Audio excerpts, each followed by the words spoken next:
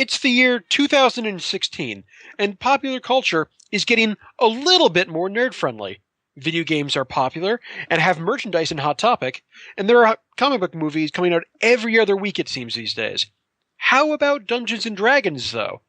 The pen and pencil game is still often mocked and even scandalized, yet most of popular culture probably owes a small token of thanks to this old-style game. Should we still be bringing it up? Is the game still relevant? And what do video games have to thank it for? That's what we'll be talking about today here on Downloadable Content.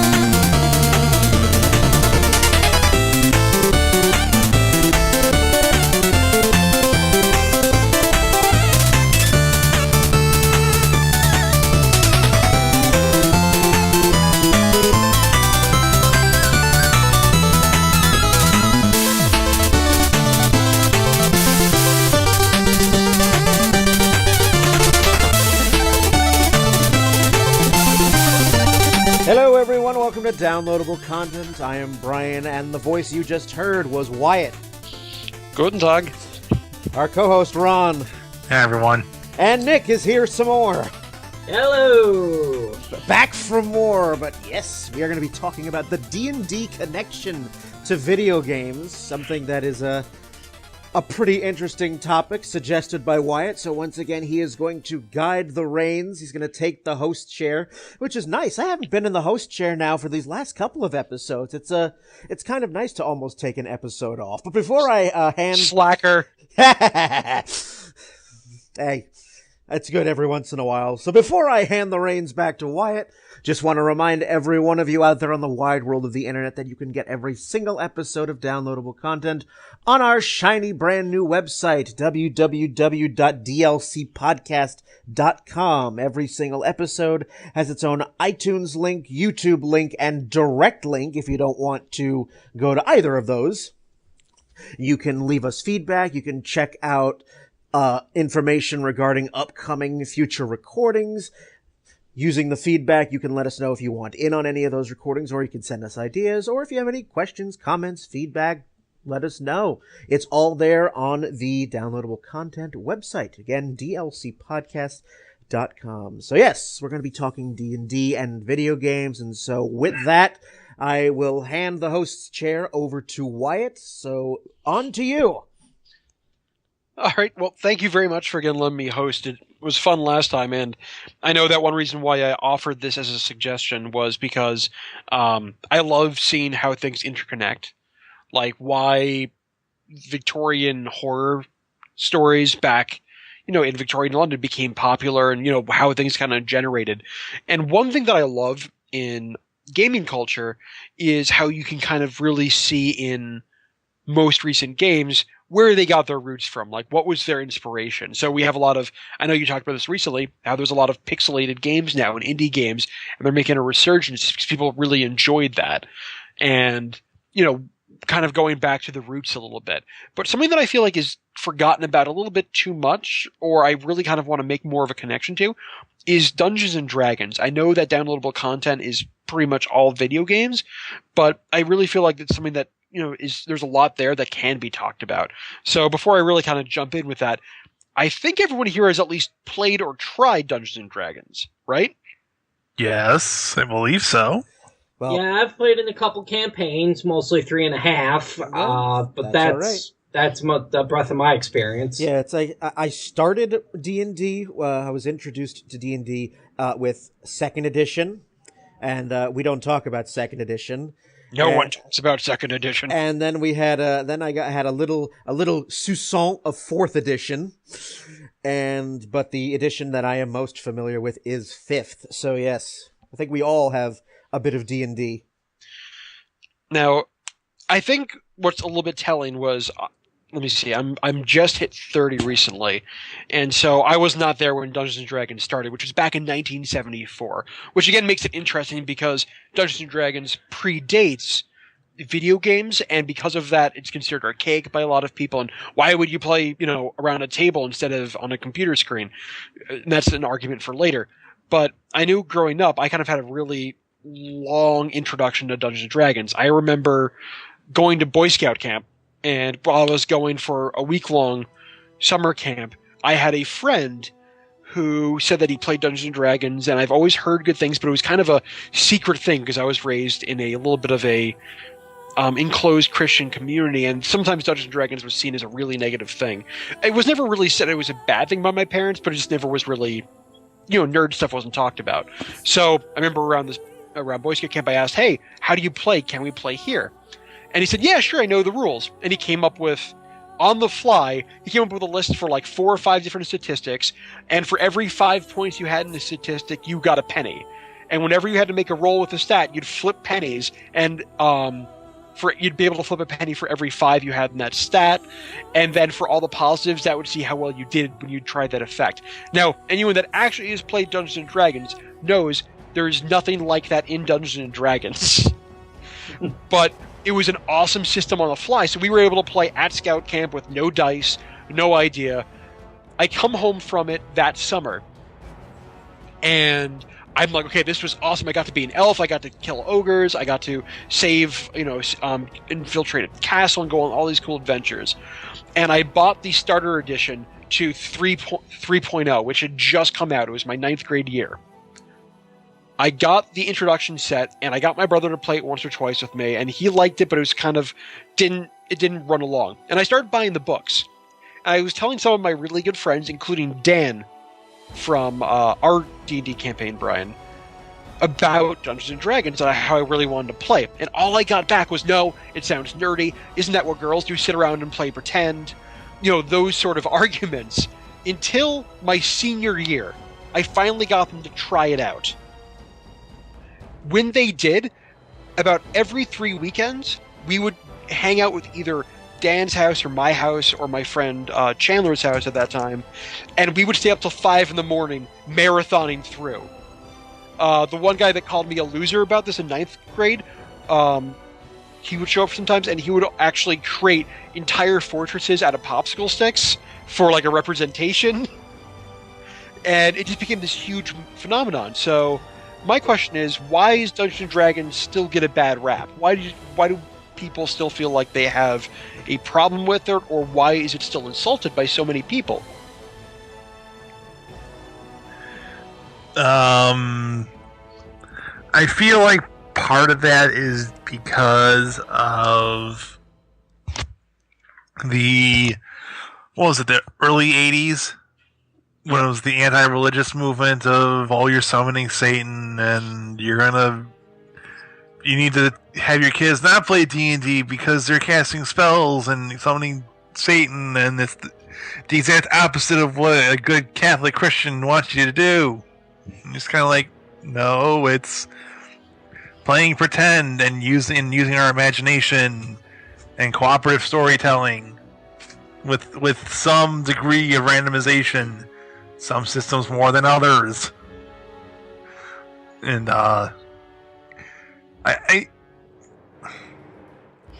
just feel like most of it is just due to people not understanding that main reason behind it, and that it's cooperative storytelling with you and friends. I think part of the reason why Dungeons and Dragons is still not popular today, D&D is a commitment, and it can. I don't know about you guys, but with the campaigns that I usually get mixed in with, they are very slow campaigns. We will go several hours without really doing much of anything, without really making any forward progress. Eventually, we have to get to the point where the DM would kind of have to force things along just so we can get to maybe get one battle in before eventually we have to call it because we've been role-playing for 4 hours, and we're just starting to get worn out. I think part of that is some of the pace, especially nowadays where everything is kind of instant and everything's kind of, immediate satisfaction, that this kind of slow-paced, storytelling, at least from my perspective, it maybe turns people away from Dungeons and Dragons. No, I personally think that it's part of the whole part and parcel of the nerd stereotype, the sort of basement dwellers who can't get women sort of stereotype, poring over stat books and strategy guides. And, I think some of that has certainly changed. I mean, geek culture, nerd culture is now sort of more mainstream, but, I just think that people still have a stereotype in their heads of what they can, nerd. Well, I think the stereotype of, the kind, people mention Dungeons and Dragons, and they immediately have a picture in their head of the kind of person that they would look like to play D&D, which it's a completely unfair stereotype, but, maybe back in the 70s and 80s, maybe that was a little more true to life, but I don't know. But it is a very negative reception when people hear that. It's not it's not curiosity, or it's not even intrigue, or, and you find very few people who play it with you. And, a lot of people just hear and go, oh. Yeah, right. It's not like an as in like a curious, like, or they probe you on it. It's like, it's kind of a disapproval. Yeah, it's like a disapproval, like, oh, you're one of those kind of people. So then here's my other thing, is that Dungeons & Dragons actually sort of gets a lot of stigmatization from both sides. So you do have that religious community. I forget the name of the artist, like the Charlie pictures, like the comics that he wrote, where it shows like someone getting pulled into Satanism for playing Dungeons & Dragons with their other friend.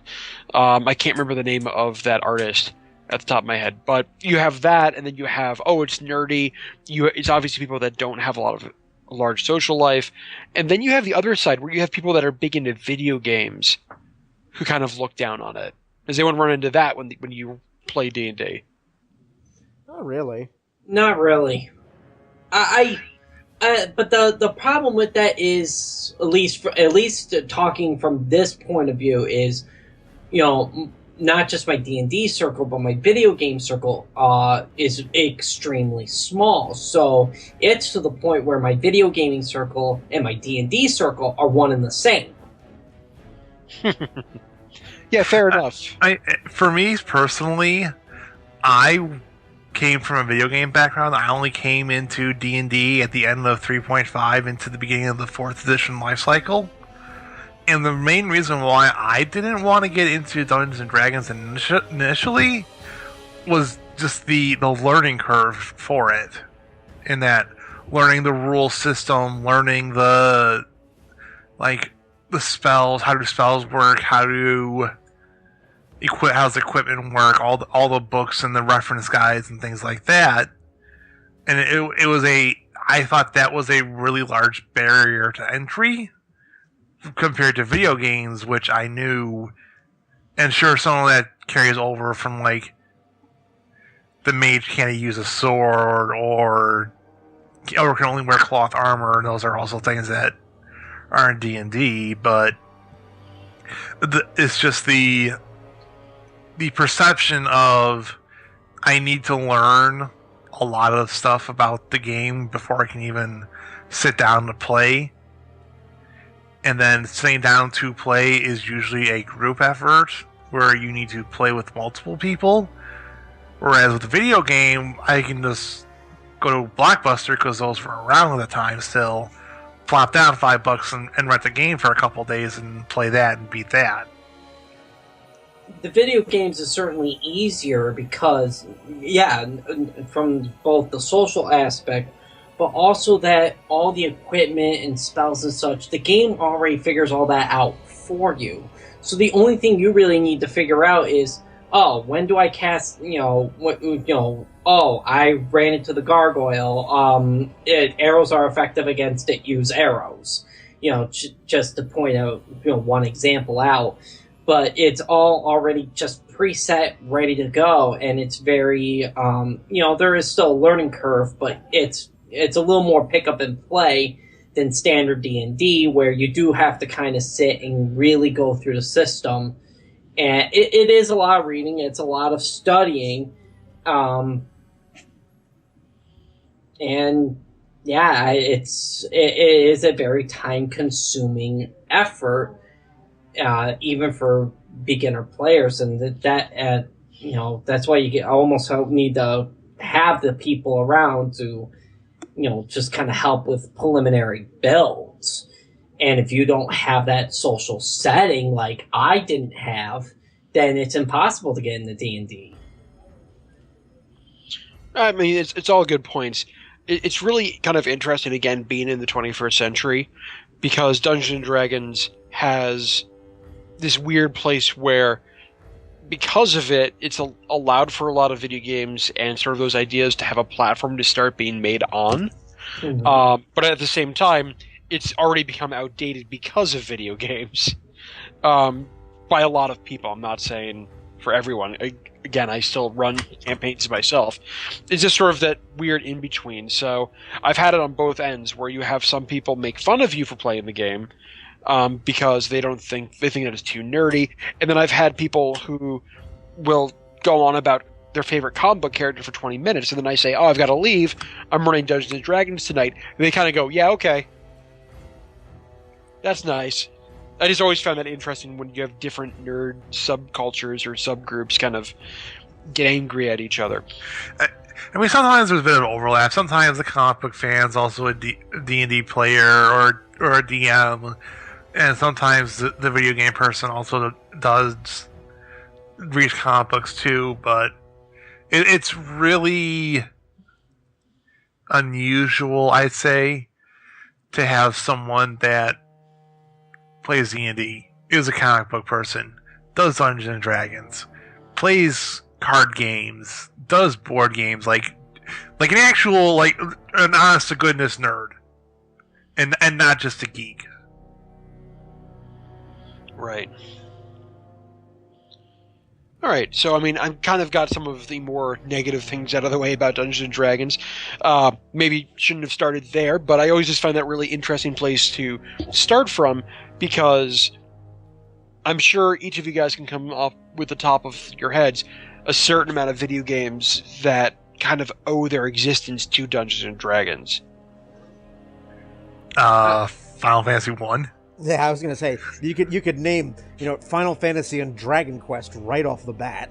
Yeah, it really the RPG genre of gaming. You could even look at even go older than that with Ultima, and really lend its beginnings to Dungeons and Dragons and how it got as popular as it did today.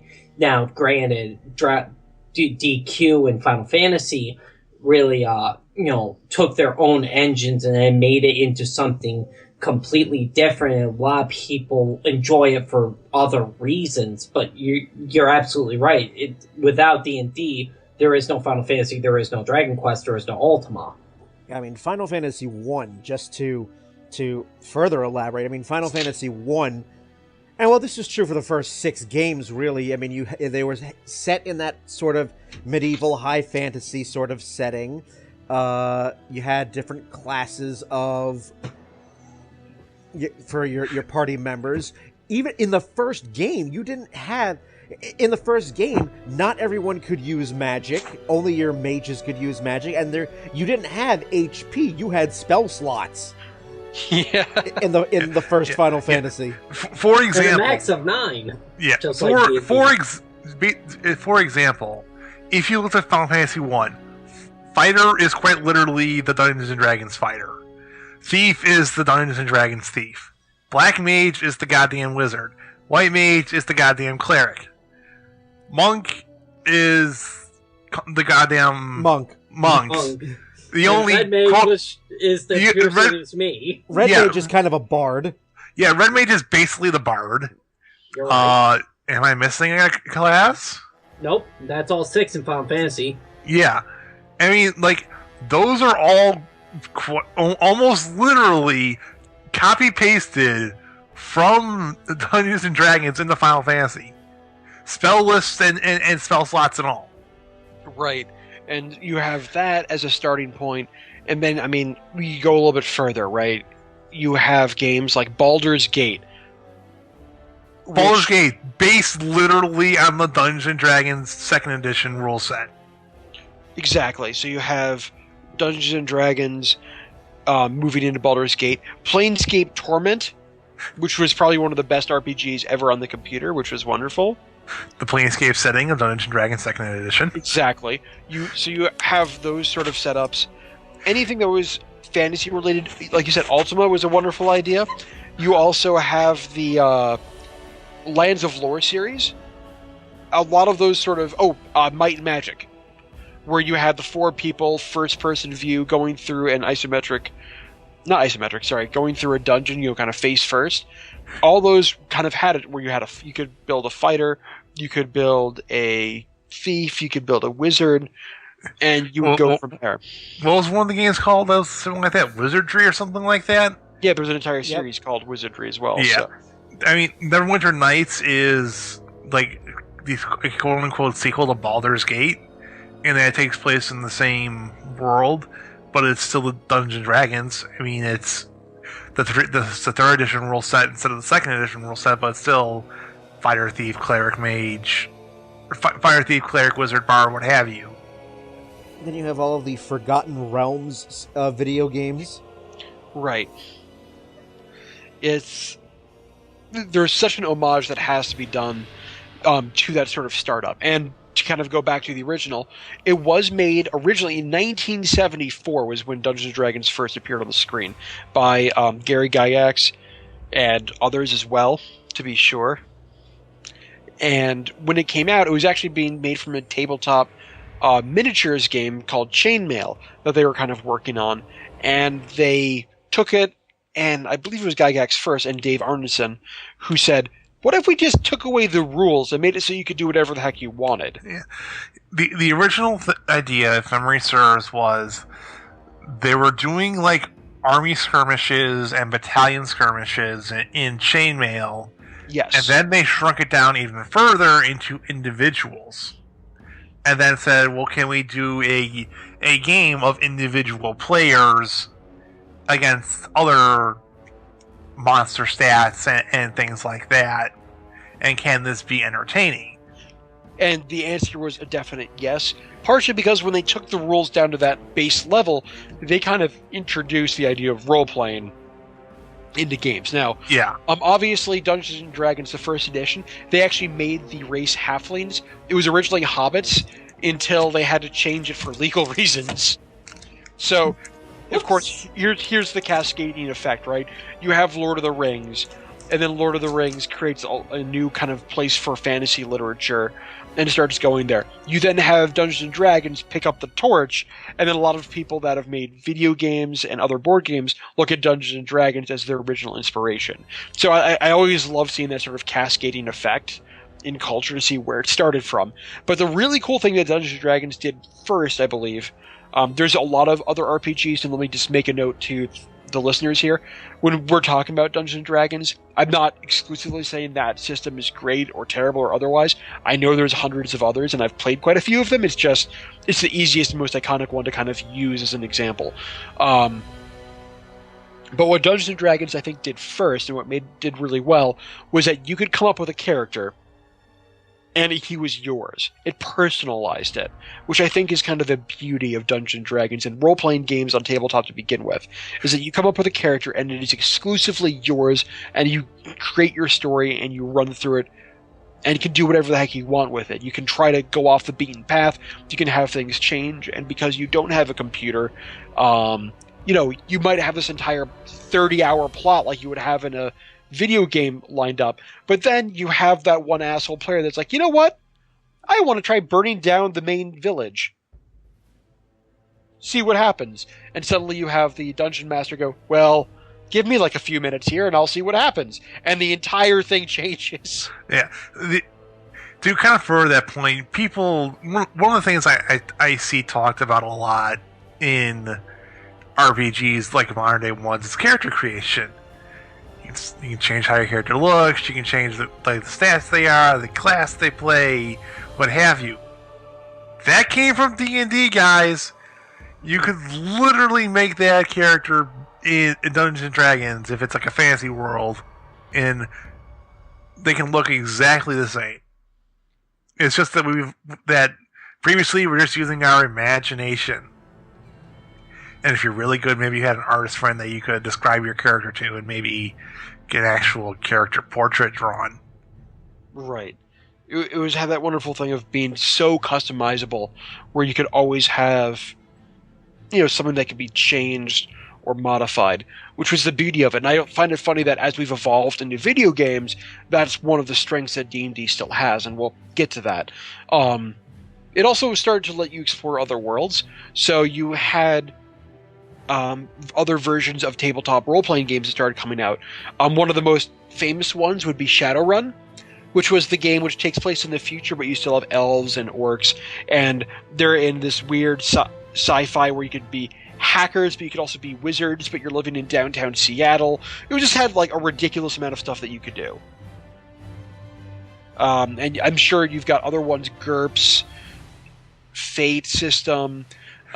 There's World of Darkness, which is the other pretty much infamous one, because it allowed for a lot of these sort of the PC role that Dungeons & Dragons started to have to make because of all the people that thought it was demon and witchcraft. They're like, okay, we'll make it a little bit more friendly. We'll make it a little bit more family image. And then World of Darkness, he was like, all right, no, you're vampires, you're werewolves, you're demons, you are literally Frankenstein's monster.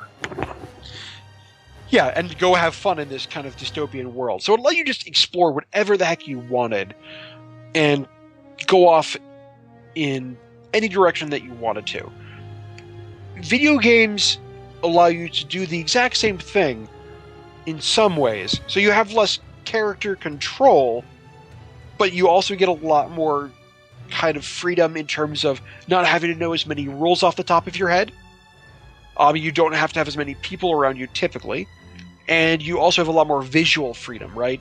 I know sometimes you'll see a D&D game grind to a halt where, what was it? You have a minute and a half long combat that would take place in real life, take 2 or 3 hours in a Dungeons & Dragons game. But then you play that in a video game, and a minute and a half of combat is a minute and a half of combat, right? Yep. So there's some definite positives to the video game format. This is kind of an unfair question. What do you like more? I like Dungeons & Dragons more for the creative concept of being able to basically, because you're not handed a script, you're not handed anything, it can be as nonsensical and silly or as dead serious as you ever want it to be.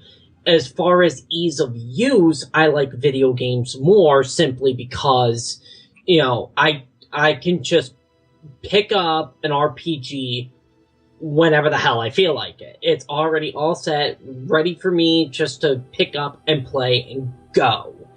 And although it lacks the, while there can be some creative components to video gaming, it pales in comparison to the nigh infinite possibilities that Dungeons & Dragons can provide, or any of those kind of open book source systems. So I guess it's kind of for me, I guess it's kind of a weaseling out saying, well, both, but I like both for different reasons. Brian, we haven't heard from you for a while. Well, yes, I'm enjoying slacking off.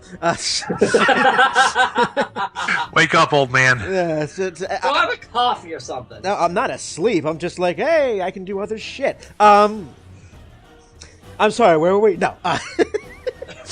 You would too. What? Repeat the question? No.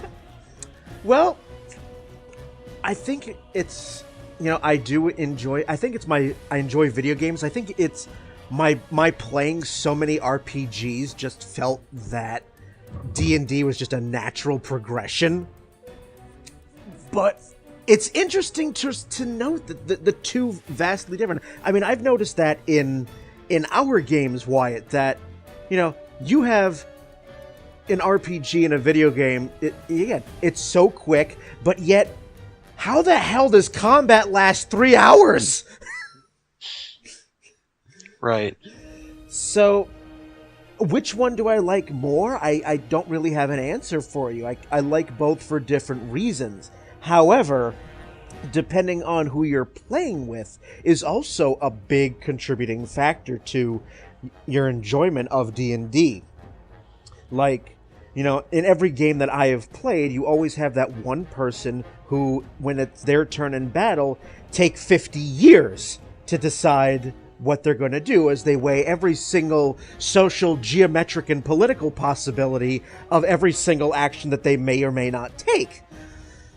So, I think the experience, because D&D is so social, whereas playing an RPG video game is usually pretty solitary, it's who you play with that largely enjoys your enjoyment. I think it's a pretty appropriate thing to say. And by the way, I don't think you're trying to weasel out of it. I definitely think that both are enjoyable for entirely different reasons. I know I will devour video games in a very fun fashion.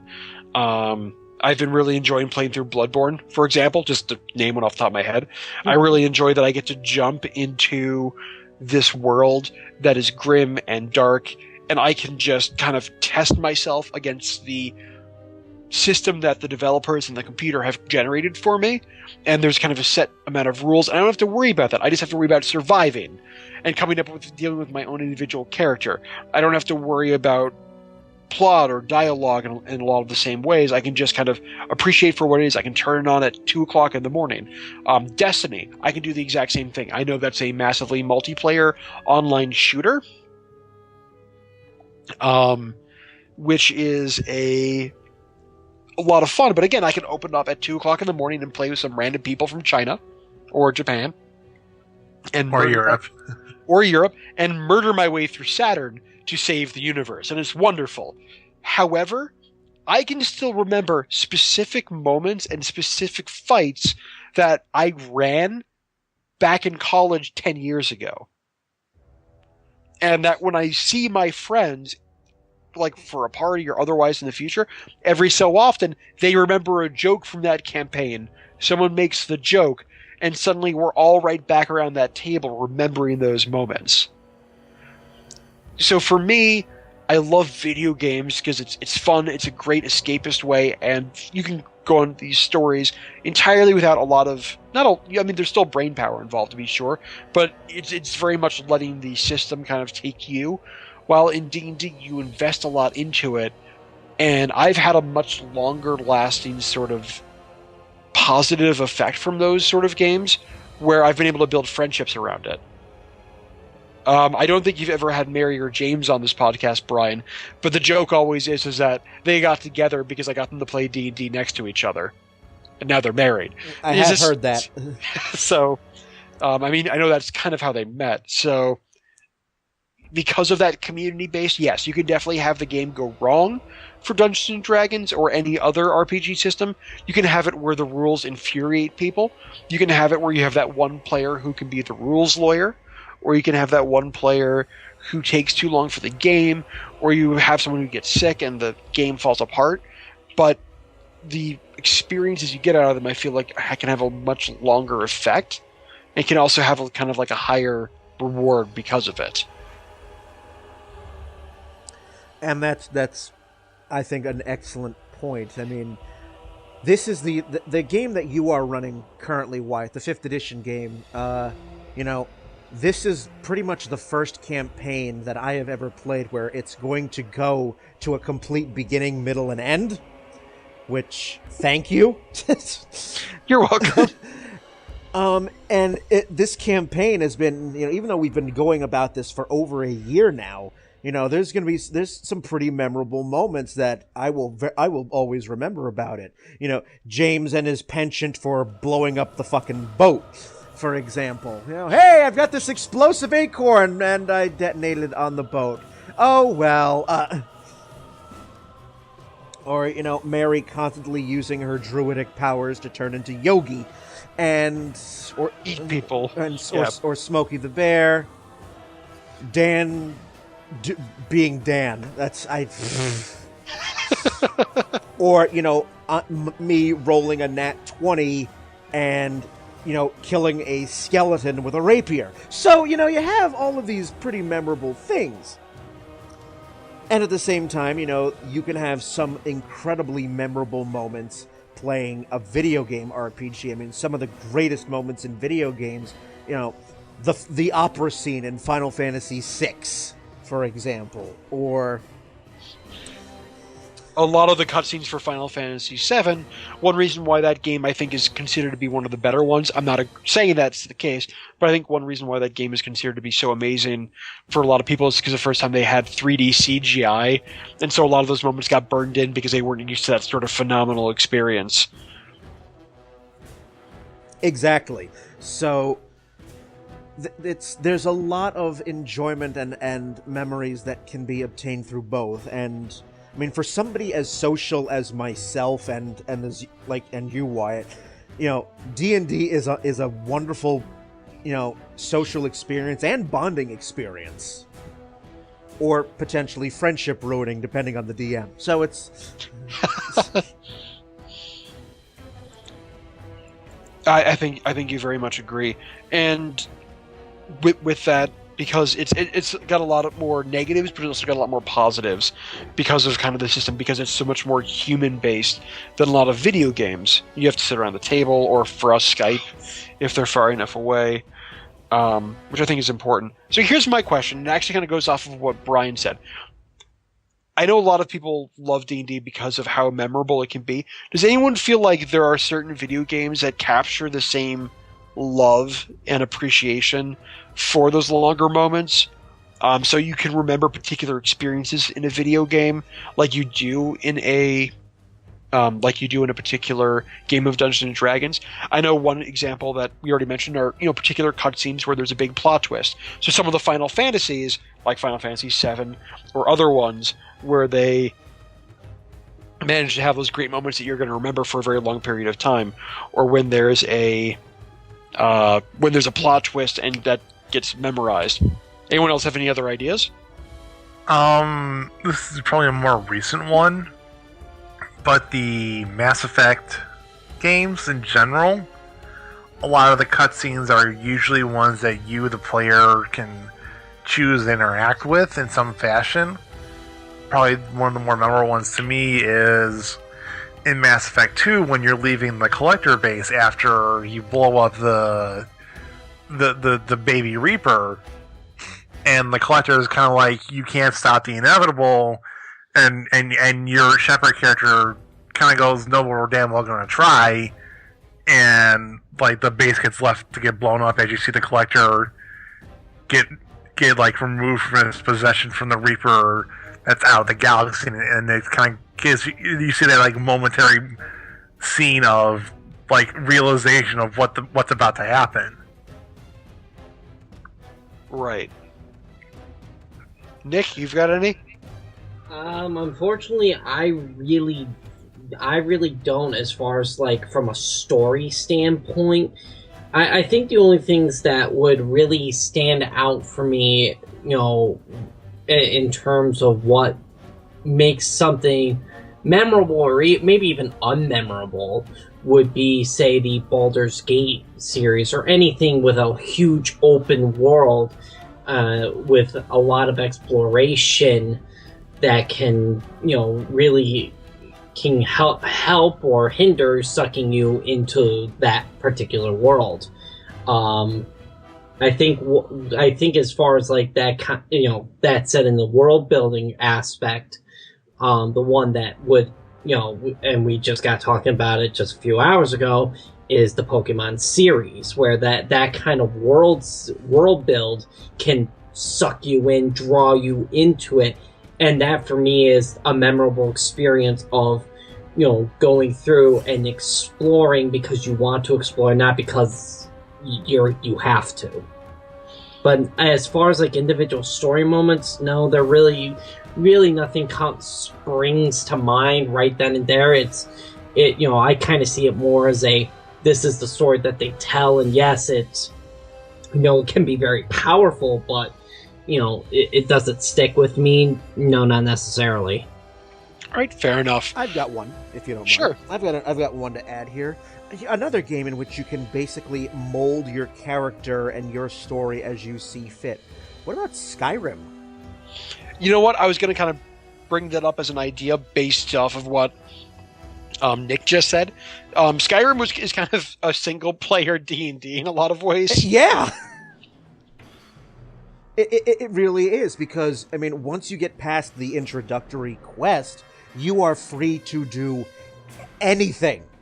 There is no sort of linear, you must go here to advance the story. It's, once you are out of that initial clusterfuck, you can do anything, go anywhere, and you are free to mold your character as you see fit, which can you have this single player experience, but later on you can add a follower to aid you, and there's some pretty epic battles that you can initiate.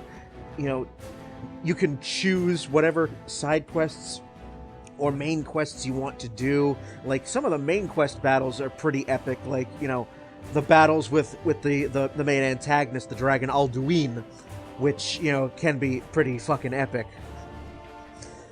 Or dealing with the intrigue and the underground of the Thieves Guild in the town of Riften, or joining the Imperial Legion at Solitude. Major moments like that. Either you choose the Stormcloaks or the Imperial Legion, so you're either going to take down Ulfric's Stormcloak, and you can create your own memorable story in that regard. Right, because it's customized to what your character does.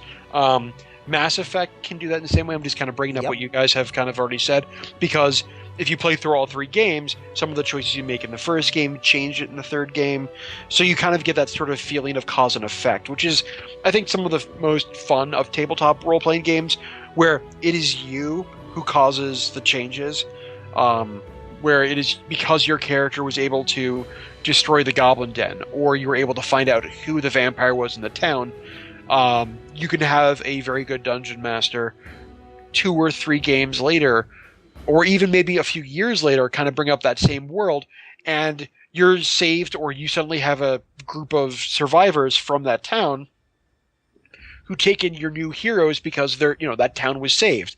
So there can be some really fun kind of cause and effect, and I love seeing those sort of things be carried over in video games, where video games are trying to make it. I think it's one of the huge pushes right now in video games, is make it so the players feel like they have more choice, and the players can see the impact of their actions more and more often. Kind of to bring that around to, I think, a game that tries to capture the love of tabletop role-playing would be the massively multiplayer online RPG series. I'm not just talking World of Warcraft, although that's the obvious one. You can go back to the original EverQuest, Asheron's Call.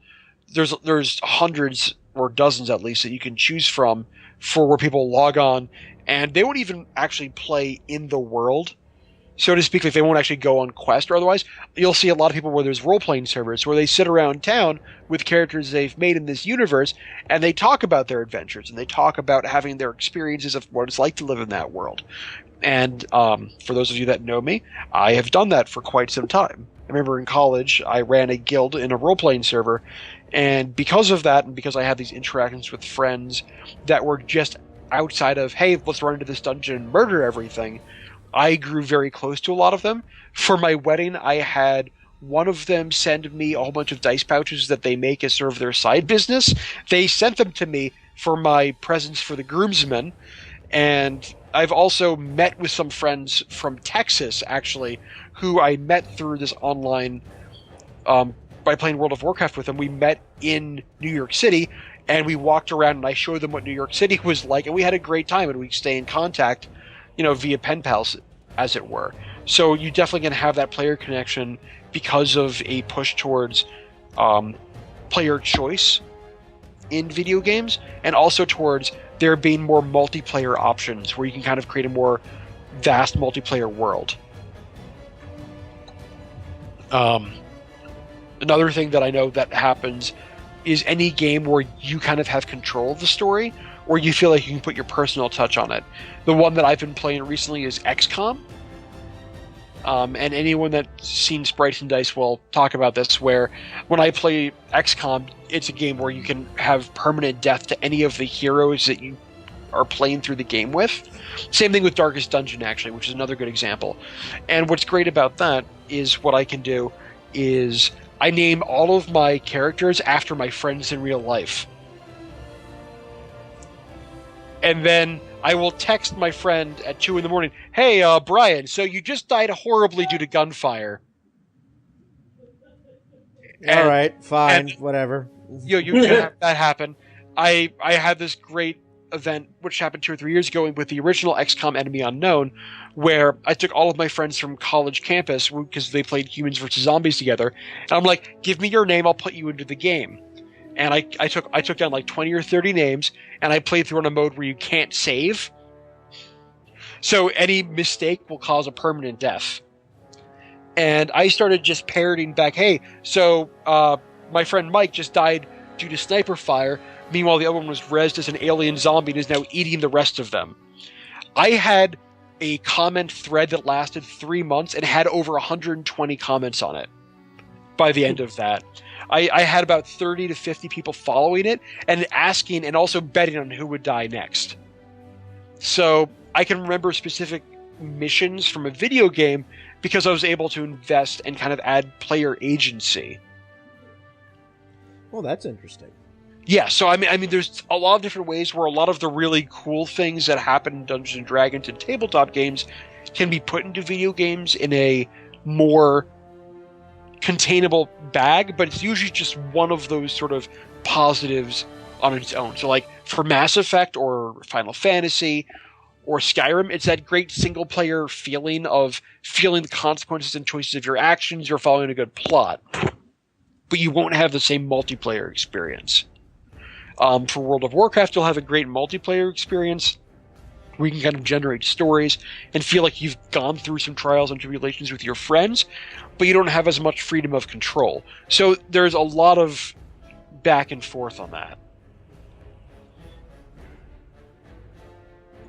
I feel like also most of these moments we're talking about are reliant upon there being a good story, and this is the same thing that's true in Dungeons & Dragons, or a tabletop game in general. You could have like the best players in the world, but if your story's shit, they're not going to remember too much about it. Right, and I mean, I think that's kind of one of the big elephants in the room, or we've also brought up a little bit, is Dungeons & Dragons, or any other tabletop again, is really, really reliant on how well each individual game goes. I've tried joining some D&D games that end up falling apart within about 1 or 2 events. Like, you meet for 1 or 2 sessions, and then people just don't feel like they want to do it anymore, and it kind of falls to pieces. And then I've had games where they last. The big one that I ran during my college years, I think I played over the course of 2 years, and it started with 3 players, and then went up to 5 players, it went up to 6 players. One of the six players betrayed everybody. Everyone got very mad at that player, and it was hilarious. We reset it. I had the same universe keep going on. I had another 5 players jump into that world, and the consequences of the first team's actions kind of carried over, and they became non-player characters. So you can kind of have these great moments where people will still talk about that 2-year campaign, but there was so much time and effort and investment that I had to put into that.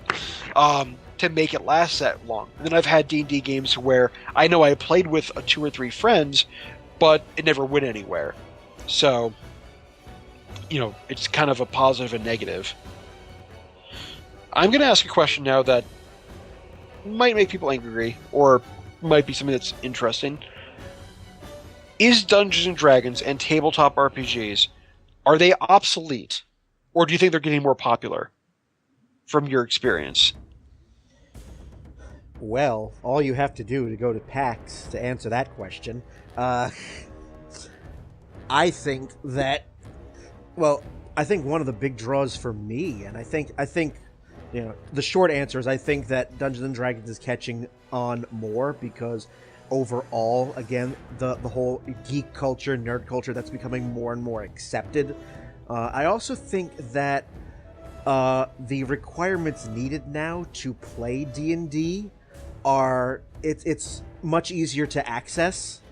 Like, we mentioned as a joke 2nd edition, at the start of the episode, but I kind of really feel that you need a calculus degree to understand 2nd edition. That's almost not a joke. There's a lot of math involved because it uses a lot more of the dice. Whereas D&D people say THACO, and for people that don't know what that means, it's an acronym for 2-hit and armor class of 0. Yeah, I'm gonna hit you.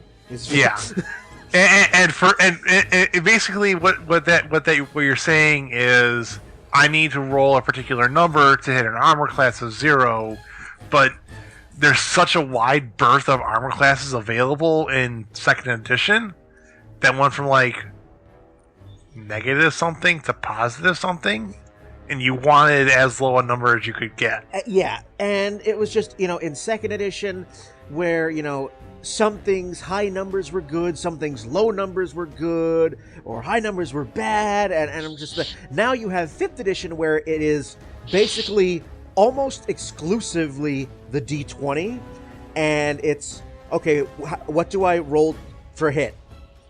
If you roll anything at or above this number, it's a hit. Oh, well, that's easy. Yeah. I think the accessibility is easier, and I think that's allowed more people to get in.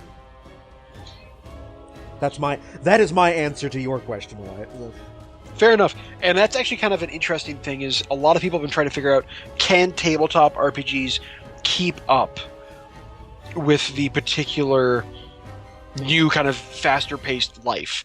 I'm not even talking about just video games, but a lot of people just find they don't have as much time to sit down and play through a particular game set. I know that I've heard of a lot of dungeon masters or storytellers say they don't have as much time to craft games anymore just because, they're working more hours, or they feel as if they're trying to fit more into a world where we have smartphones.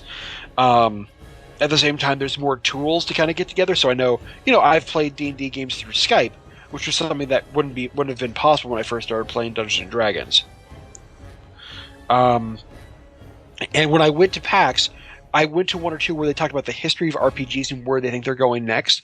And the one thing they talked about that was really interesting was how Dungeons & Dragons was really, really popular, and then they had all the explosion of new tabletop RPGs that came out in the end of the 70s and the 80s, like with Shadowrun and Fate and GURPS and all of these other events that have happened. But then they started to decline because of the birth of Magic the Gathering and Warhammer 40k, as other types of kind of being a gamer or being a nerd started being generated. And then after that, with the rise of video games, they've seen that some interest has declined, but also now, in recent years, as more games are being willing to reference Dungeons & Dragons or reference at tabletops where they got their ideas from, they're seeing more new players as well. And they're trying to figure out how to take advantage of that.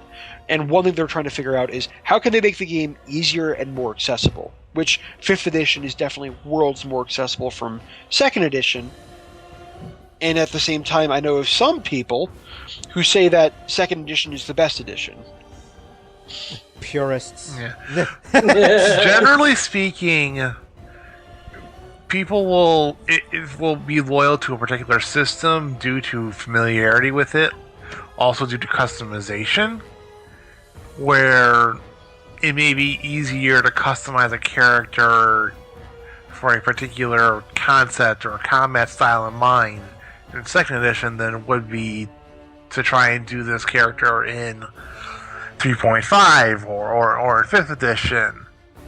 And it's all the more so dependent on, like,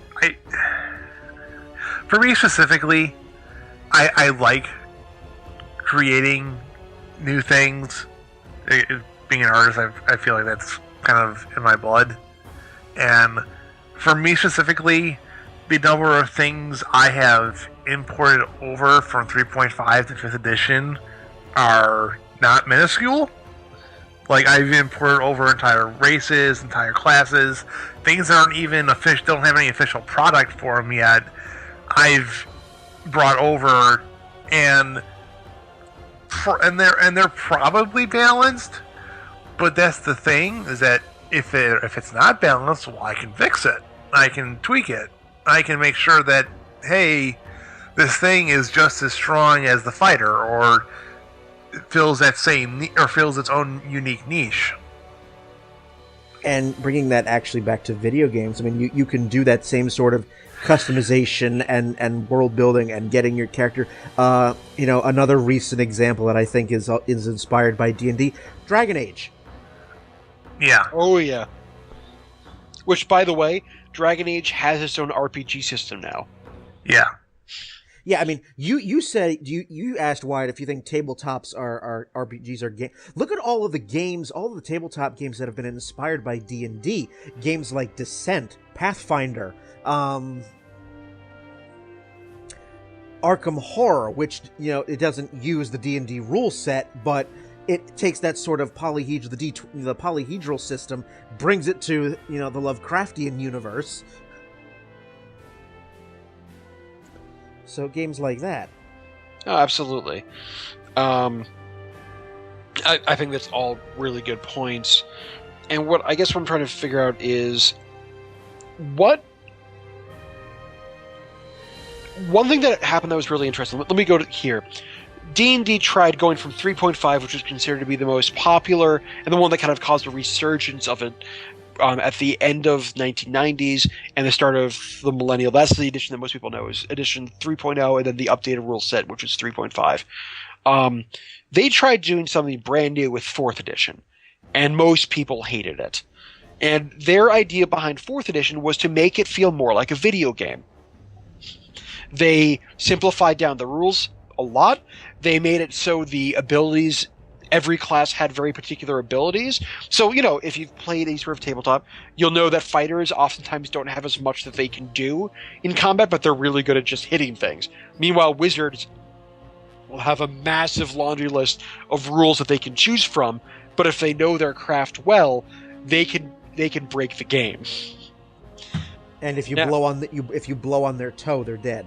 Right. So what kind of 4th edition tried to do is they made it so even a fighter and wizards chose from the same sort of laundry list of not spells, but abilities. So you'd have daily powers, which are your big end over end attacks. Yeah. And then you would have encounter powers, and then powers you could use anytime you wanted. And there were some really cool ideas that were in there. However, it was often panned by everyone. Because they said it doesn't feel like D&D anymore, it feels too much like a video game, and it took away all the personality from it. It was one of the biggest things that I had to do, because I wanted to try out 4th edition when it first came out, and I introduced it to my friends, and that was exactly the attitude I received, was because when they looked through it, it's too much like World of Warcraft, and they refused to play it, and we went back to 3.5. I just could not get anyone to buy into what 4th edition could be, even just out of simple curiosity's sake. For me specifically, I've had friends who love 4th edition. I've got friends who refuse to play 4th edition. I'm personally indifferent to it. I have some of the books from it. The biggest issues I think that were against 4th edition was there was so much of a focus on the combat aspect of the game. there was maybe 3 or 4 pages of fluff and character background, and 30 pages of spells and class ability and combat abilities for each individual class. And there was no sort of mention of how these spells could be used outside of combat. There was no sort of mention of how these skills that you could do could be used outside of combat, other than brief paragraphs of being like, well, you use your healing skill to use a healing kit and regenerate and use a healing surge. And it's like, well, what do you mean a healing surge? And it's just like, that thing I can do in combat to regenerate a bit of my hit points instead of just quaffing a potion. And it's like, there was so much of the focus on the combat, and also the fact that there was such an issue again with putting as many bonuses on your attack and as many negative penalties on your enemy as you could to make sure your attack hit, because if you're using your encounter or your daily power, well, you only get 1 daily power at the low levels. Right. And like, if you miss, well, that's just a huge chunk of damage you just missed out on. Or something that could seriously turn the tide of battle in your favor. Right. So, I mean, this is a great example, because 4th edition pared it down so much that it felt too much like a video game. And Dungeons & Dragons doesn't do well at that, or any other game, because the joy of a tabletop is that you can do whatever the heck you want. So you need to have sort of the ability to have your character go, well, I know I could just say I'm going to attack this orc head on, but what if I said that I'm going to do a running slide at him and try to take out his hamstring? Can you make up a rule for that on the fly? Yeah, and in 3.5, you could be like, sure, you take like a -5 to your attack roll, but if you hit, his movement speed is cut in half, or he can only move like 5 feet. And you can do a similar thing in 5th edition, whereas in 4th edition, your DM kind of goes, well, do you have a move that lets you do that? And you go, well, no. And then the DM goes, well, you can't do that then.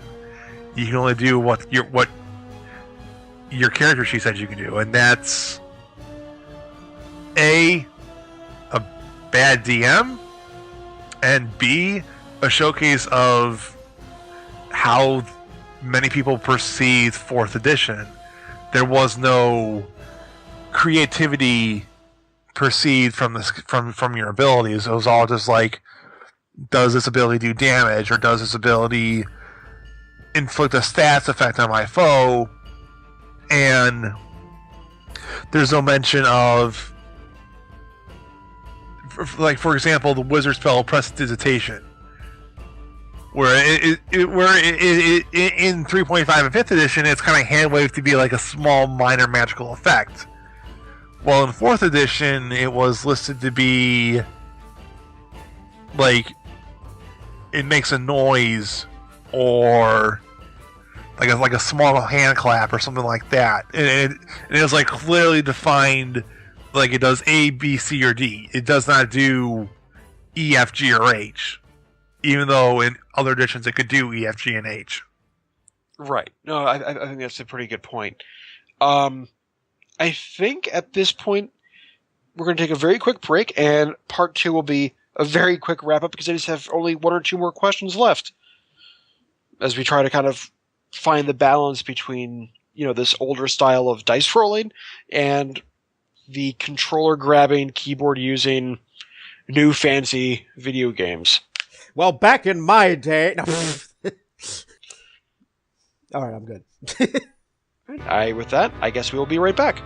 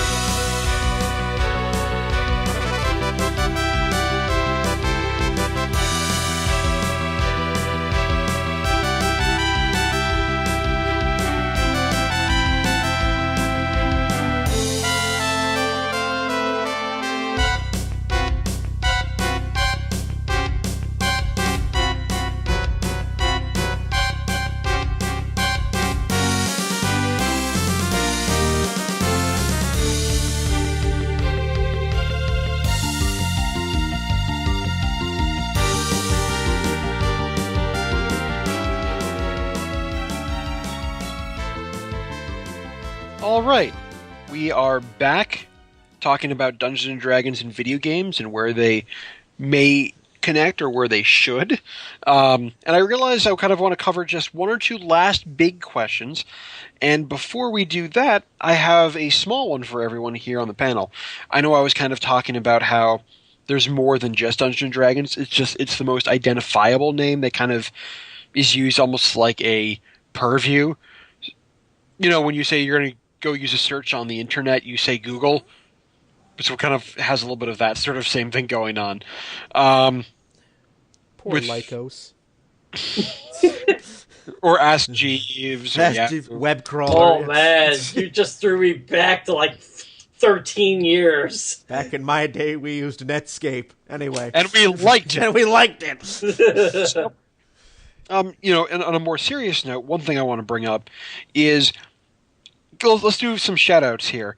What kind of RPG systems have people done in the past besides Dungeons and Dragons that they've liked? Like, what's some of your favorites? Does anyone have any that they'd want to bring up now?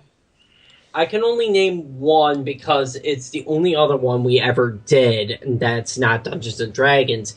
And I had a blast doing it. I was the GM for this. We did some Call of Cthulhu, and it was just great because I got to basically screw with people and not feel any of the repercussions whatsoever, and to have some of the real-time interactions of people, of just making weird events happen, have people just go, what, do we go investigate that, or do we just leave that the fuck alone?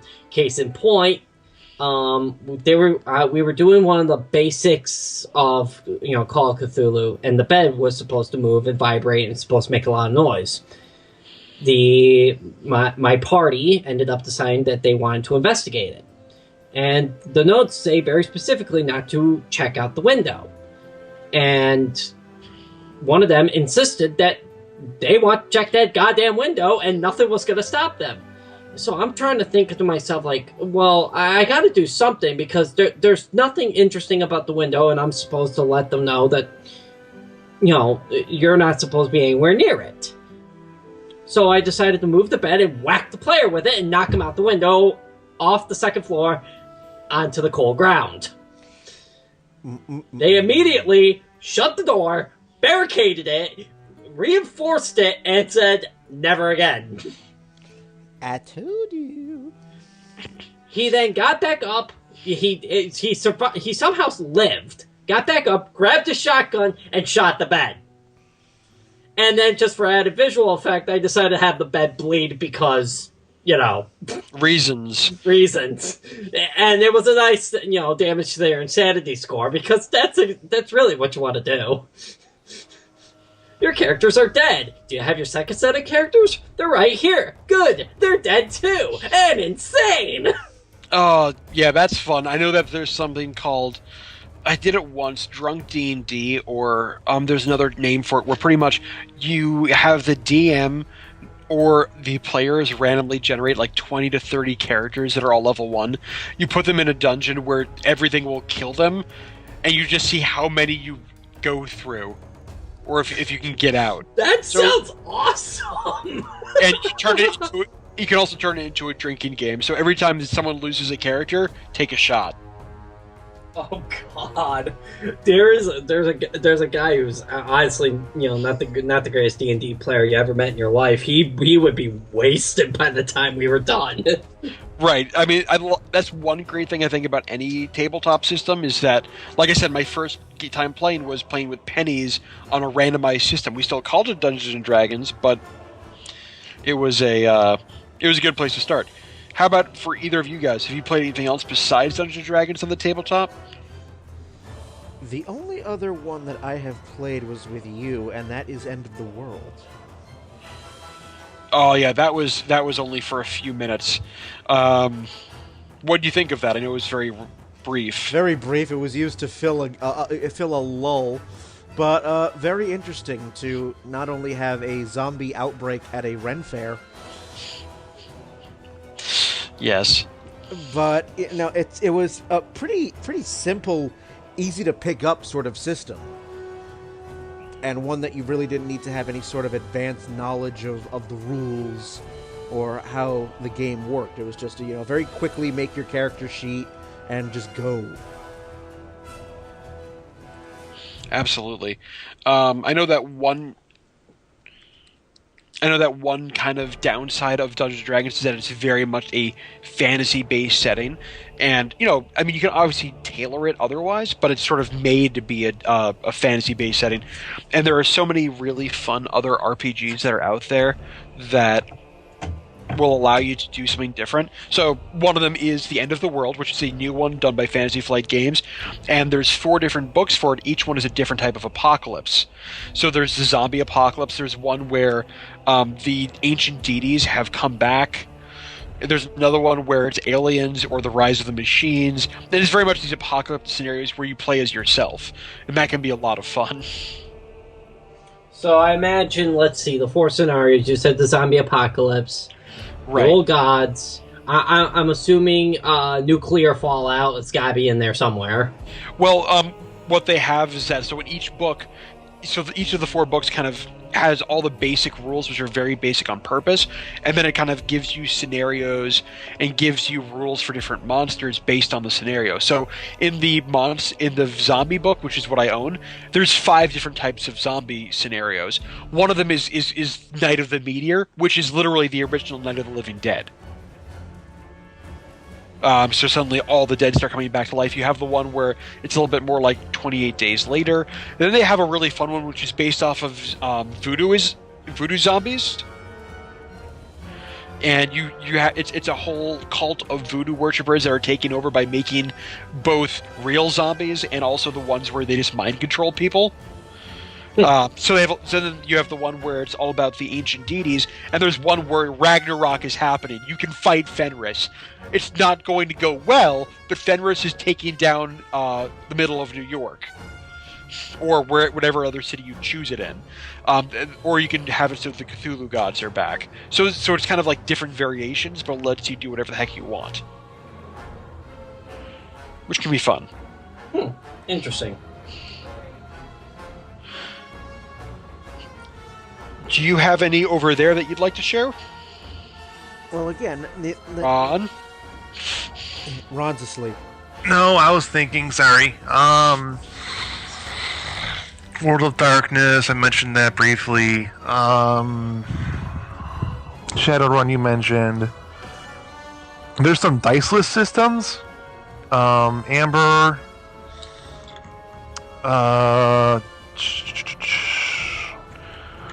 I know somebody wanted to introduce me to Netrunner. Is that a...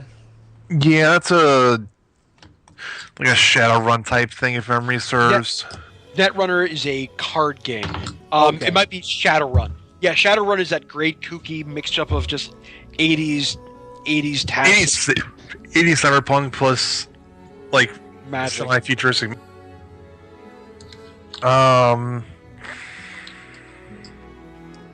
I'm blanking on systems now, but there's a lot of them out there. I think for me, a system, if you're going to be playing one, if it's going to be a fantasy setting, I really do like D&D. If you're going to be playing a modern day thing, I think Shadowrun or World of Darkness would be the best. But I think those are more so just due to familiarity than anything else, because I'm familiar with World of Darkness and Shadowrun's. Fair enough. They're similar to D20. I know that one that I really like, in terms of powers tripping, is the Exalted series. Oh yeah. So Exalted, give it a shot if you like rules, because there's a lot of rules that you need to do in order to make this thing work. But it lets you start with the power level of a demigod at level 1. So if you're a strength-based character, you don't open the door and look for bad guys. You rip the entire side of the barn off the door frame. You're playing Hercules. So that game can be really fun for power trips. For those that like modern, there was a D20 modern system made for kind of modern times. The End of the World series is great. And then one that I've actually had a lot of fun with is a out-of-the-box RPG system called Gamma World. They made it, I think it might be out of print again, but it was one where you made your characters in an idea where multiple realities have collided, and we're in an apocalyptic future because now all different varieties of the universe are happening at once. And the way you made your characters, you rolled 2d20s, and that was your race and class. So you could roll a d20, getting, I think it was a 12, and you'd be a pyrokinetic, but then you also rolled an 8, and you were a bird person as well. So you would be a pyrokinetic, like, Birdman. I know there was a system called, I think it's Savage Worlds.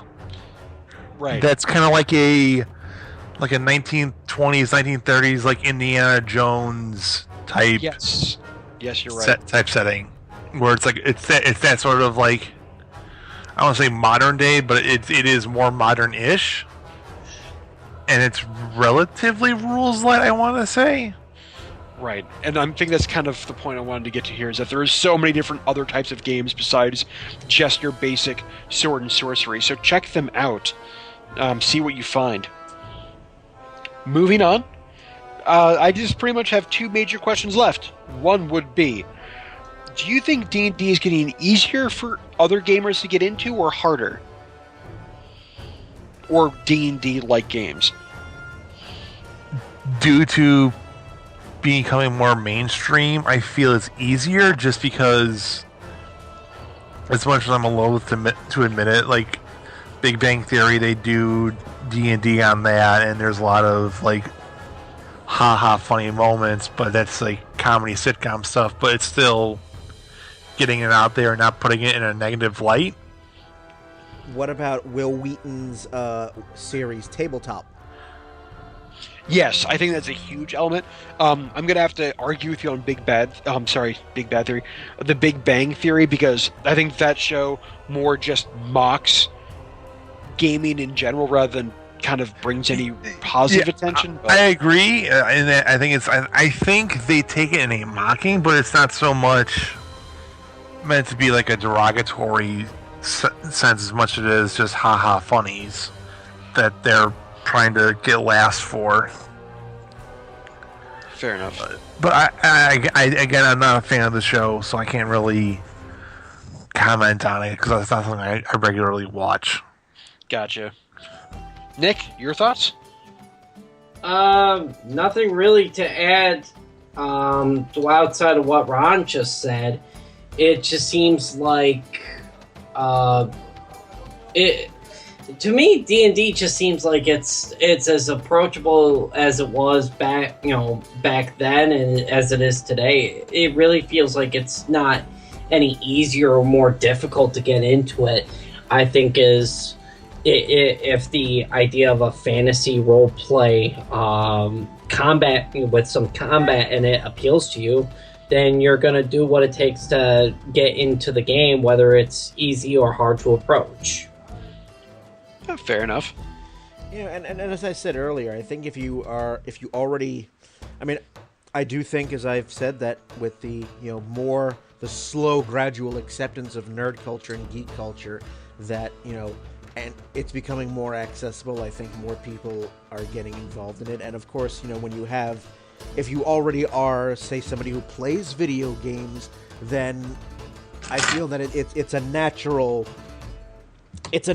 path. I mean, we've had plenty of video games over the years that were, inspired by it. We've mentioned a bunch of them. I'll throw a couple more out there. The original Gauntlet, for example. Oh yeah, that's a big one. Gauntlet, one that I played a lot on the Genesis, Golden Axe. How about the Fire Emblem series? Yes. That's on, and by extension, Final Fantasy Tactics. Well, yes. Final Fantasy Tactics, and then you have the hilarious game, a parody by the same name, The Bard's Tale. Yes, that was an amazing, very well done parody. Oh yes, but it did follow the D&D rules set, so it was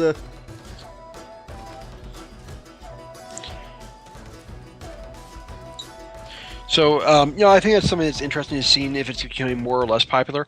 The great thing that I always love is Vin Diesel. I always have to bring it up whenever it comes up. Goddamn Vin Diesel. Oh my god. Now, I'm not sure whether or not this was a joke or not, but I do know that I've read somewhere that he had it in his contract that he had to have Monday night off so he could play Dungeons and Dragons, and I do know that on the set for some of his shows, he would run Dungeons and Dragons on the set. On his off days. For certain movies he's played in, they are either based upon or inspired by characters he has played. For example, Riddick is literally is meant to be a drow rogue assassin. Right. And I believe one of the movies he was on with, I forget her name. She's an older actress. Meryl Streep? Maybe her. I know he did a movie with an older actress, and he would sometimes run Dungeons and Dragons with some of the castmates or crew, or some of the castmates' kids, and that kind of got her going, and now she runs it with her kids and her grandkids. And, of course, for those of you that have been to any sort of penny arcade, you'll know that, of course, you've got the expo hall floor, but then you'll have the lines and lines of just tables set up for people to run campaigns, or where people have come with, hour or 2 hour long sessions for people to sit down and sign up for. So that's, I think that there's definitely... I think the Dungeons and Dragons and the tabletop RPG scenario is evolving, but it's not dying. It needs to change, and 5th edition has done a lot of good changes as sort of a benchmark, and there's been a lot of push towards making it more accessible. Tabletop Simulator on Steam, for example, people love to use that. Or there's the Roll D20 system. People are now more willing to have podcasts on very specific events or very specific games. And I think that's really helped a lot of RPGs kind of fan bases feel more communal. So that's always a good thing. So, to go along with that, Brian brought up the tabletop games. Well, on that similar channel, the Geek and Sundry channel, they have a campaign being run by voice actors. It's being run by Matt Mercer and a bunch of other voice actors, called Critical Role. And this was a campaign that they had started off in Pathfinder and on again, off again, played whenever they had time to meet up. And then eventually when they talked to Felicia Day and Will about it, they both of them immediately went, we need to have you on we want to have you on our show. And it was kind of like, well, how can we do this? How do we set up the logistics of it? And they eventually did get it on, and there's 41 episodes, 42 episodes out now, I forget. 42.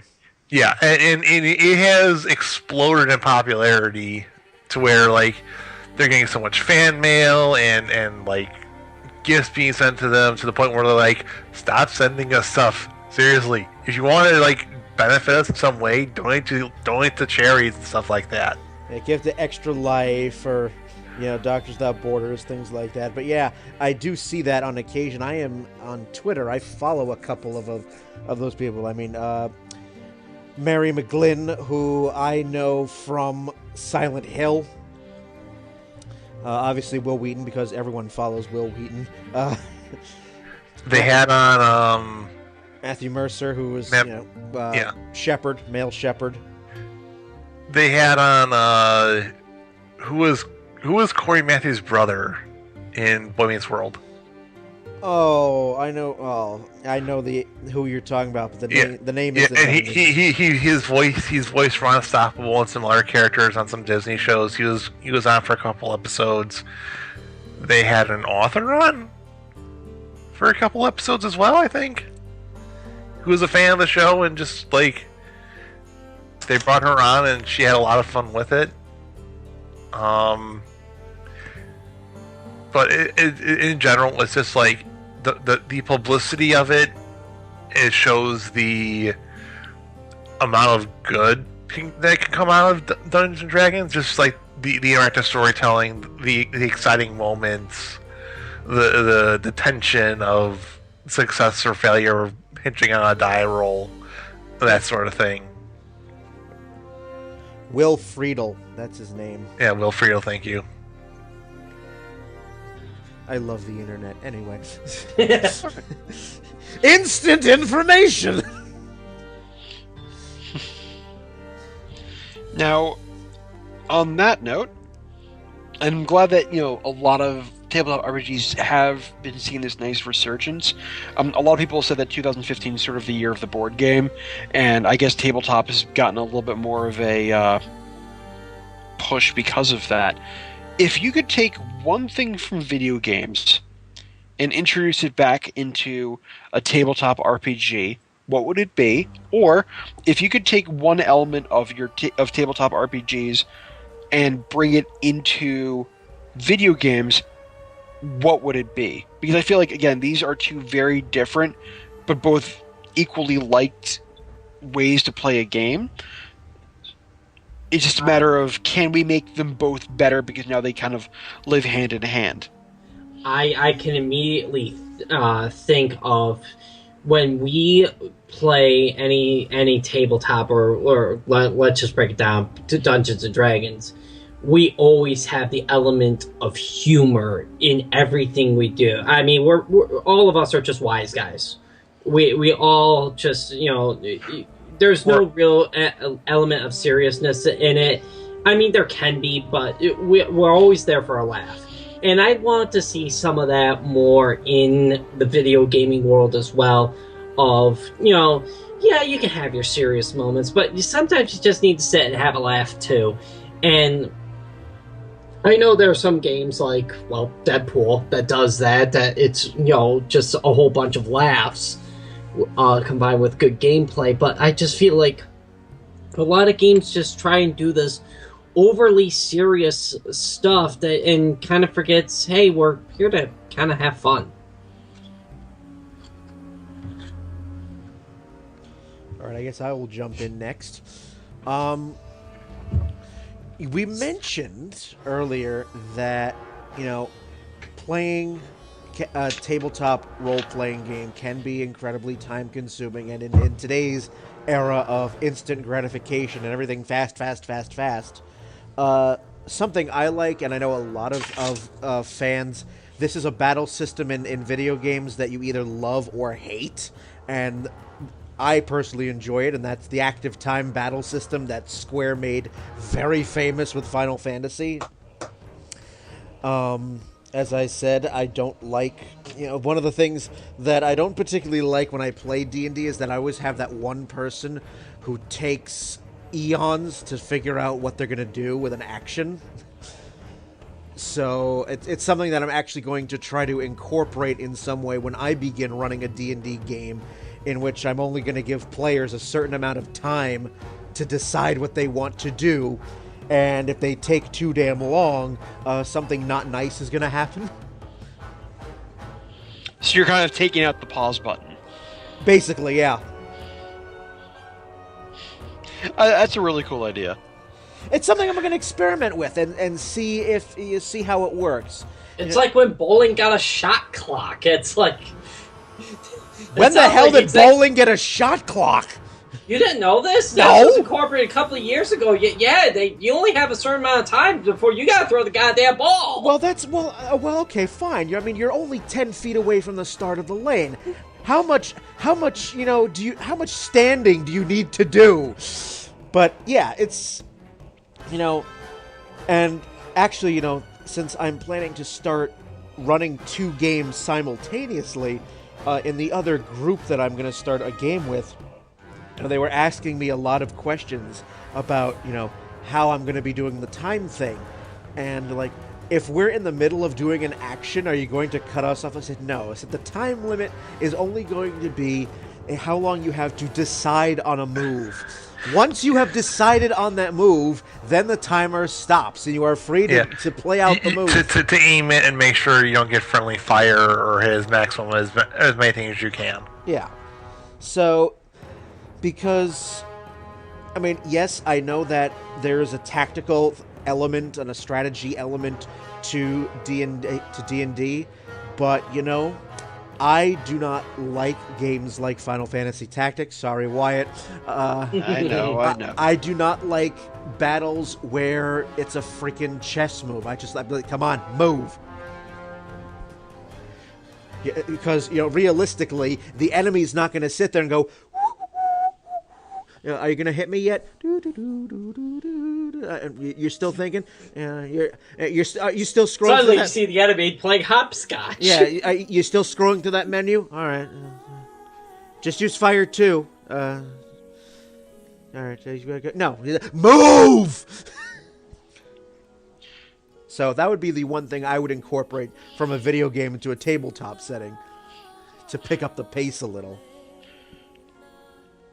I think that's pretty fair. For me, I think it's more so from a technological limitation at the moment that it's not feasible yet, but eventually, hopefully, maybe it can get to a point where I can get like a literal, like a 20 by 20 glass square that's like a drawing table, like an interactive drawing table, where I can have an image underneath it and still be able to draw on it, and have like an actual like a battle map of some kind. Got it. Like maybe even like a literal like holographic projection of like of the to help with the positioning and the aiming and the angles and all that stuff that Brian just mentioned. Like, to help that visualize that better, because those buying the carrying all that shit around is really expensive, and it takes up a lot of space. Whereas if someone could just come to my house or what have you, and I can be like, all right, well, let me just bring along my small box here and then roll out the holographic television here. That'll be a lot easier. Oh, you want a holodeck? Yeah, eventually, yes. But again, pipe dream, pie in the sky. I will take a more realistic approach of a semi-flexible monitor of some kind that I can hook up into a tablet or hook up into a laptop and put my combat grid on there and be able to use miniatures and paper cutouts and what have you, or even just use like little digital images and move them around in Photoshop and what have you for my games, because carrying around that probably be easier than carrying around 7 different battle map grids and the protractor and being like, well, is this spell going to hit this area? Do I got to worry about hitting friends, all that jazz? Or is I can just have pre-generated effects of being like, well, here's your spell effect, and here's the area. You just got to angle it right, and it'd be easier with a digital setting than having 35 different props for it. Fair enough. I think that's one thing that I would love to see for D&D would be the ability to use technology to make it more accessible. I know we've seen a lot of this, and I've seen it at old PAXs as well, but it's always more of a pipe dream for someone who's a millionaire, where they have a table like that you could eat on, where it's a glass surface and it's projecting down a game grid on. And you can it's actually a massive touchscreen where you can tap the top of it, and it comes up with a ability to take whatever tokens you've put on it and move it around. Making that in the future and turning it into a holographic Star Trek-y sort of thing would be amazing, to kind of give it more of that visual oomph and allow for less pickup and take down. I love the idea of using mats and miniatures to make the game feel more personalized, and I used to. I remember buying a whole bunch of Dwarven Forge, which was custom-made, clay-based dungeons and tiles and monsters and stuff like that, but it just took so darn long getting it together. Yeah. And expensive. I had friends who did that too, and like they love setting it, they love using it for combat, but it took them literally 2 hours to set it up, and the combat would take 6 hours. That's more so because, like, I for that example, like we were playing a relatively rules-heavy, heavily customized sci-fi setting, and the combat took 6 hours because it was literally rolling like 13 sets of die to determine vision and angles and all that stuff, and it was really complex. Right. And you need a visual cue because trying to imagine that out in your head is just damn near impossible. I definitely agree with you there. And on the other side of it, I'd love to see more games have the ability to show the consequences of your actions, which is really what D&D is able to excel at. When you conquer a dungeon and you make it so it's part of a larger plot, you can say that part of the area is now safe and secure. Or in my most recent game that Brian's in, they were able to save an entire region of the world, and they were able to come back, and because they helped the druids do it, the druids are now surviving and doing well. However, they rushed off to the next objective rather than helping track down one of the villains, and because of that, the leader of the druids was murdered. And when I told them that and it became revealed, a month or two later into the game, people were like, oh dear, we should have been able to stop that. And that was entirely a player-based plot point.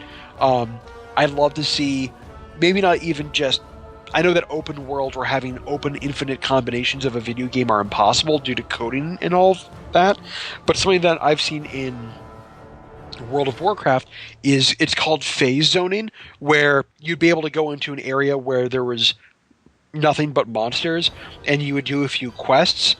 You'd fly out of that zone and fly back in, and the game remembered that you had done those quests, so when you flew into that zone, those monster dens were gone, and you had like the base camp started for your faction, showing, all right, we have a place to start here. Let's move along and start fighting the bad guys.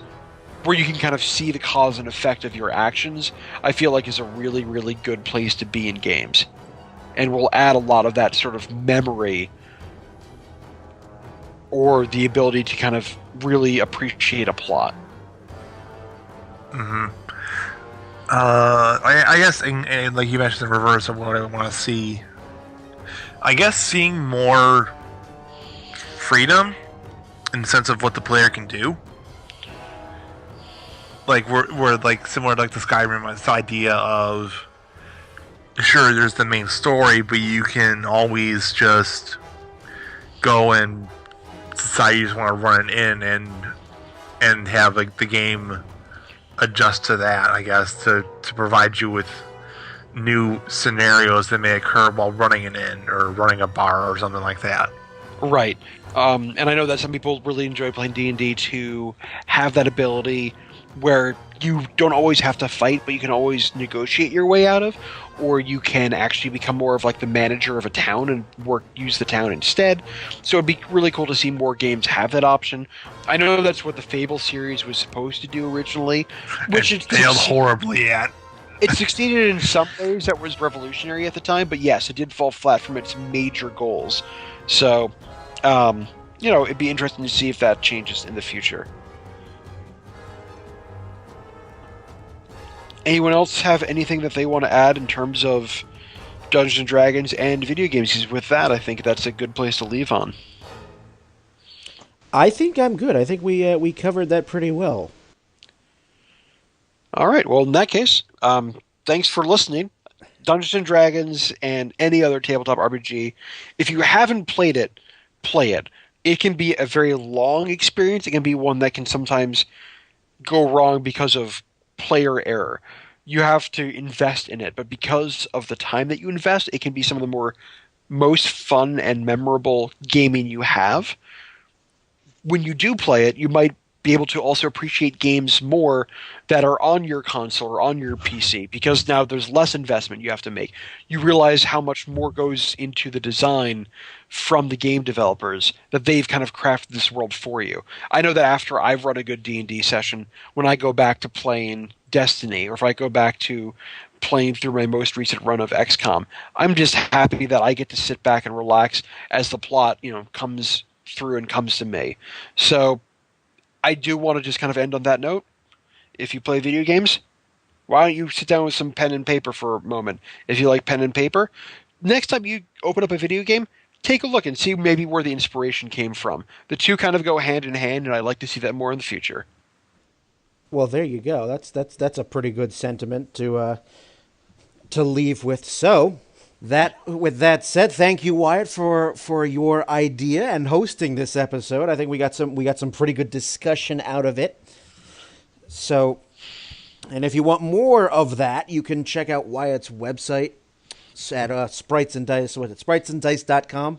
You are correct. All right, spritesanddice.com. You can check out his writings and the writings of all the other website contributors, because I know you've got a number of them. Yeah, we have 5 people that work on the website, and then we also have some guest writers occasionally, so we're picking up speed, and we're happy that it's going the way it is. Excellent. And so, if any of you out there on the internet, again, have any questions, comments, feedback on this episode or any other episode of downloadable content, you can just go to the website, www.dlcpodcast.com. Send us some feedback, check out all the episodes. You can see some of our faces, actually, on the bios page. See what we look like, so we're not just disembodied voices on the internet. So I can still be a disembodied voice if I want to be. Thank you very much. Thank you, Lewis Black. So, I gotta finish that up and get it to you, buddy. Yeah, I know. Eventually, in your own time. I've only been asking you for months, but don't mind me. Don't mind me. I'll just wait here and die while you get your bio together. Anyway. With that said, thank you, Wyatt. Thank you, Ron. Thank you, Nick. I am Brian. Have a good one, everybody.